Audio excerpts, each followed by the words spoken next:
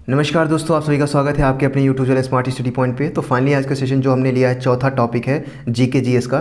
ठीक है, इसी प्रकार से 5-6 टॉपिक और हैं, तो इसमें जैसे ही ख़त्म होता है करंट अफेयर्स का, रीजनिंग का ख़त्म करके मैथ्स का हम यहाँ पे देखेंगे। इसके बाद ये चैप्टर समाप्त होता है। इसके बाद मॉडल पेपर के साथ में हम यहाँ पे डिस्कशन समाप्त करेंगे। ठीक है, इसके बाद आप सभी को जो है PDF फाइल इसकी जो है प्रोवाइड करा दी जाएगी, जो भी कनेक्टेड है हमसे इंस्टाग्राम पे या फिर टेलीग्राम से या फिर व्हाट्सअप से, तो सभी को PDF प्रोवाइड करा दीजिएगा। लेकिन थोड़ा सा भी वेट कर लीजिए। विश्व भूगोल जो कि वर्ल्ड ज्योग्राफी है, तो इसमें संबंधित कितने प्रश्न पूछे गए हैं, कितने प्रश्न पूछे जाने के चांसेस हैं, किस प्रकार के मॉडल पेपर हमने तैयार किए हैं, कौन कौन से क्वेश्चंस आते हैं इसमें से, इस बुक्स में जो मैंने ली है अभी, तो ठीक है, इसमें से कौन कौन से क्वेश्चन जो है प्रीवियस में पूछे गए उसको भी शामिल यहाँ पे किया गया है। ठीक है, आइए देखते हैं उन्हीं के बेसिस पे।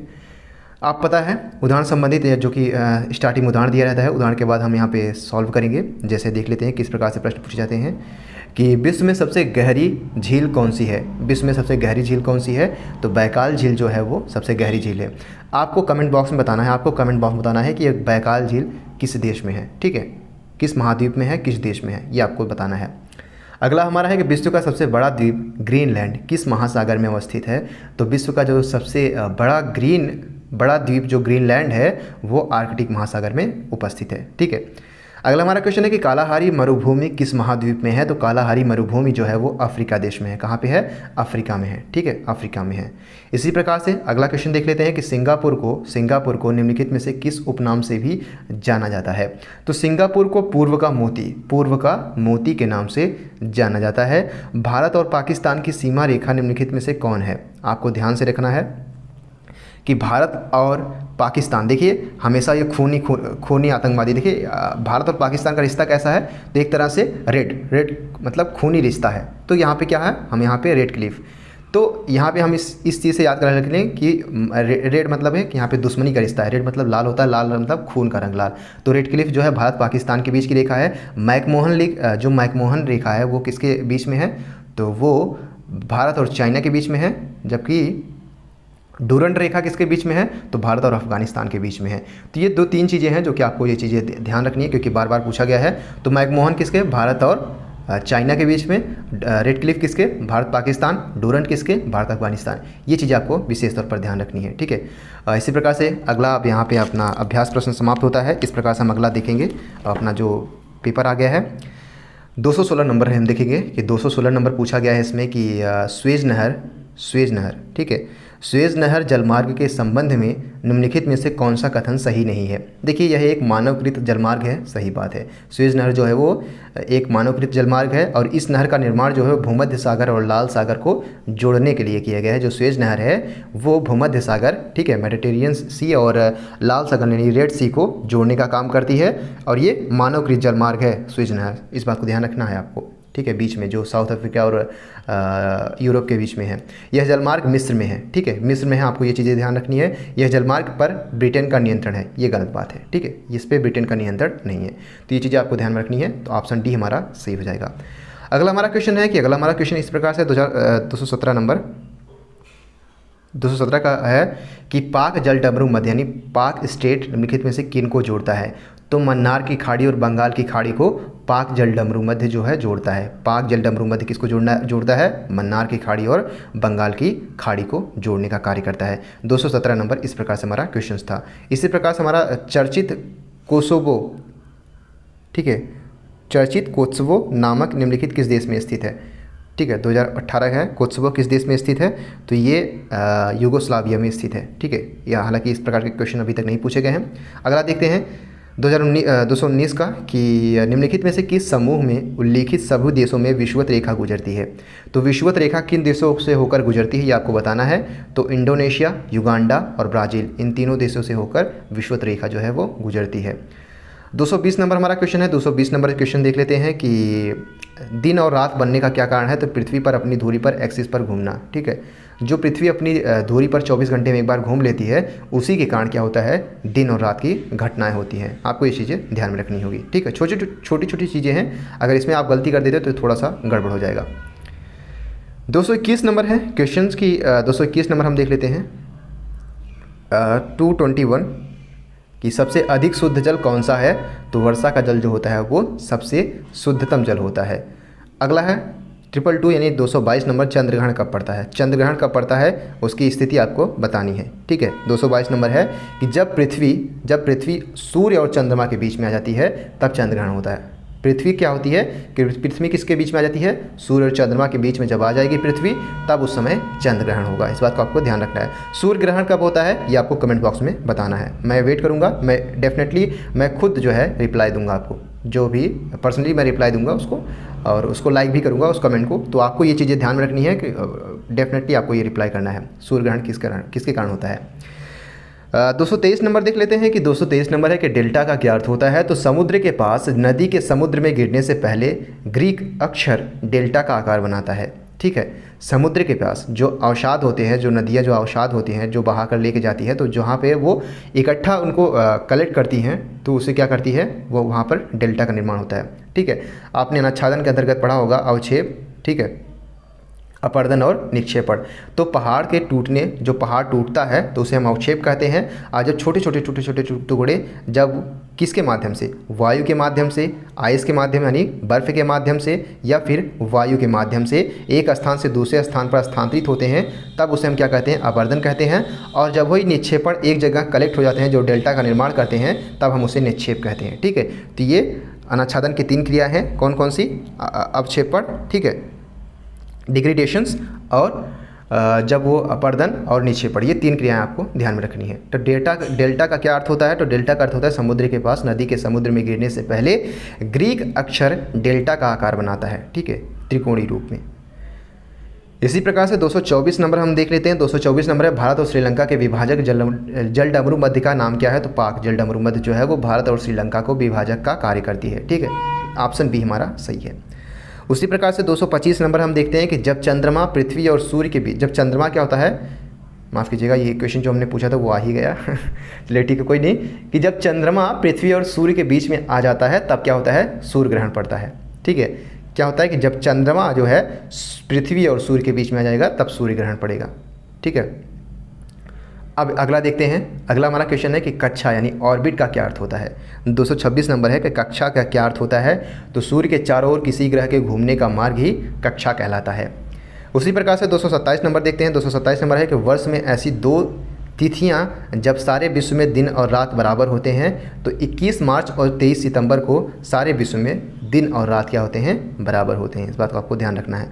वहीं 228 नंबर की बात कर लेते हैं। 228 नंबर क्या है कि द्वीपों, स्वेज नहर किन समुद्री मार्गों को जोड़ती है। स्वेज नहर किन समुद्री मार्गों को जोड़ती है। तो ये भूमध्य सागर और लाल सागर को जोड़ने का कार्य करते हैं, जो कि अभी हमने पिछले देखा है। ठीक है, 229 नंबर देखते हैं कि द्वीपों के महाद्वीप का क्या नाम है। द्वीपों के महाद्वीप का क्या नाम है। तो ऑस्ट्रेलिया महाद्वीप। ठीक है, इस प्रकार से 230 नंबर हम देख लेते हैं। 230 नंबर क्या है कि एशिया में विश्व का कितना स्थलीय भाग सम्मिलित है। 1/3 यानी 3 में से 1 भाग जो है वो एशिया में स्थित है। ठीक है, लेकिन जनसंख्या कितनी निवास करती है विश्व में, विश्व के मुकाबले एशिया में, ये आपको कमेंट बॉक्स में बताना है। इसी प्रकार से अगला हमारा जो क्वेश्चन था कि निम्नलिखित में से शीशम का मूल भौगोलिक स्थान कौन सा है। शीशम का मूल भौगोलिक स्थान कौन सा है। तो वो है अफ्रीका। ठीक है, अफ्रीका जो है शीशम का मूल भौगोलिक स्थान है। यहाँ पे बहुत ज़्यादा शीशम होते हैं। 232 नंबर हम बात करते हैं तो दारदाने लीज निम्नलिखित में से क्या है। दारदाने लीज क्या है निम्नलिखित में से।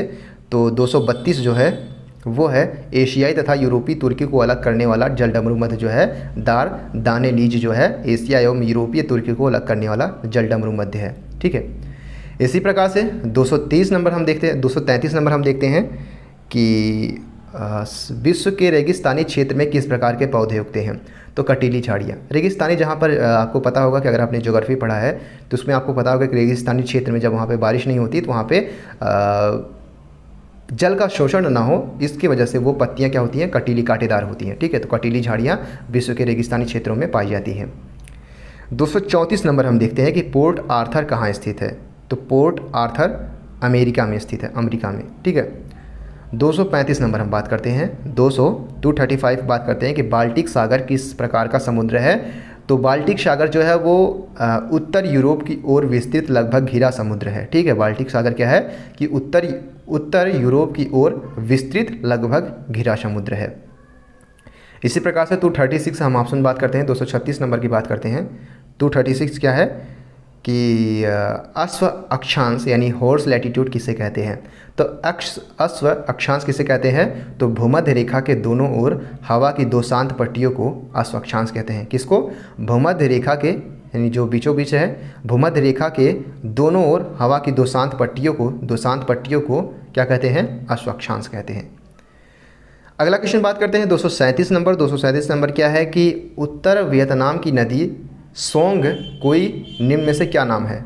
उत्तरी वियतनाम की नदी सोंग कोई में से कौन सा क्या नाम है? तो उत्तरी वियतनाम जो नदी है, उत्तरी वियतनाम में लाल नदी नाम है। ठीक है। अगला हम देख लेते हैं कि मध्यरात्रि का सूर्य किस प्राकृतिक घटना का परिणाम माना जाता है? जब मध्यरात्रि को जब सूर्य निकलता है तो ऐसी कौन सी प्राकृतिक यानी नेचुरल डिजास्टर होता है जिसके कारण ये घटना होती है?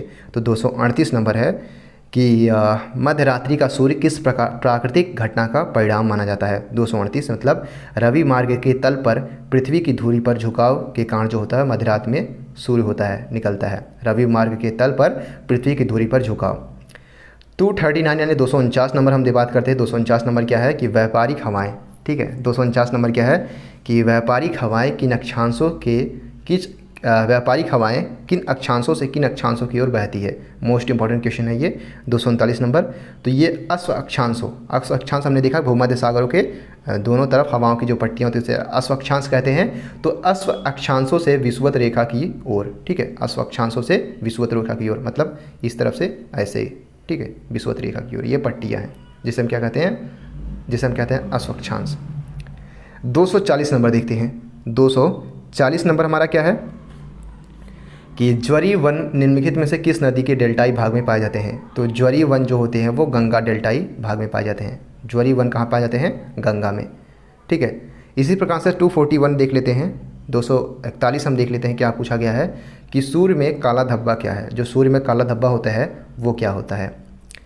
241 है तो इसमें क्या होता है, एक धब्बे के स्थान पर जो प्रकाश उत्सर्जित करने में असमर्थ होते हैं। सूर्य में काला धब्बा क्या है कि धब्बे के स्थान है, ये धब्बे का स्थान है जो कि प्रकाश उत्सर्जित करने में असमर्थ होते हैं, मतलब यहाँ से प्रकाश उत्सर्जित नहीं होता है। तो यही जो चीज़ है उसी को सूर्य का काला धब्बा कहते हैं। 242 नंबर देख लेते हैं। 242 नंबर क्या है कि सूर्य की स्थिति को ठीक पूर्व में उदित होता है और ठीक पश्चिम में अस्त होता है। ठीक है। 242 नंबर सी। 21 मार्च को सूर्य जो है वो ठीक पूर्व में जो है उदित होता है और ठीक पश्चिम में अस्त होता है 21 मार्च को। 243 नंबर है यानी 243 नंबर है कि ग्रीष्म और शरद ऋतु में दिन की अवधि में किस कारण अंतर होता है? ग्रीष्म और शरद ऋतु में दिन की अवधि में किस कारण अंतर होता है?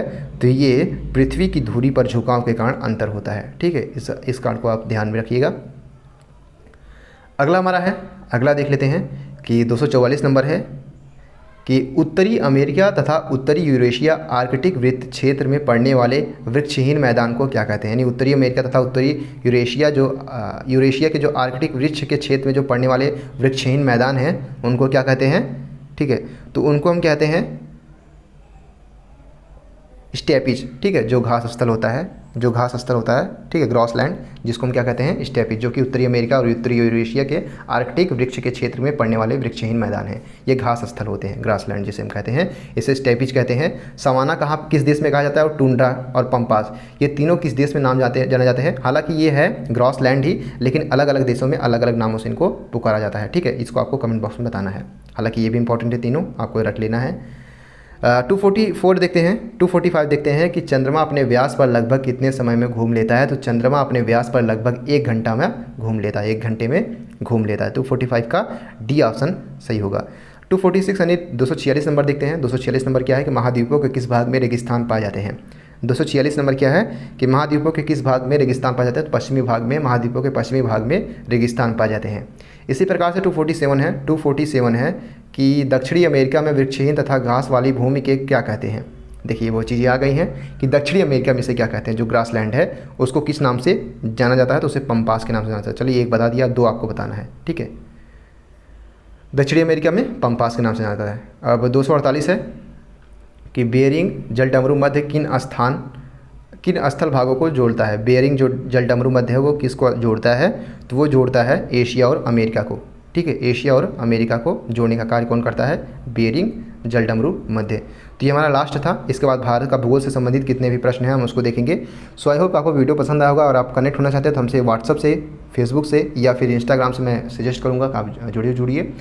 अगर कोई क्वेरी हो तो वहाँ पे आप पूछ सकते हैं। So keep loving, keep supporting and keep stay with us. Thank you so much.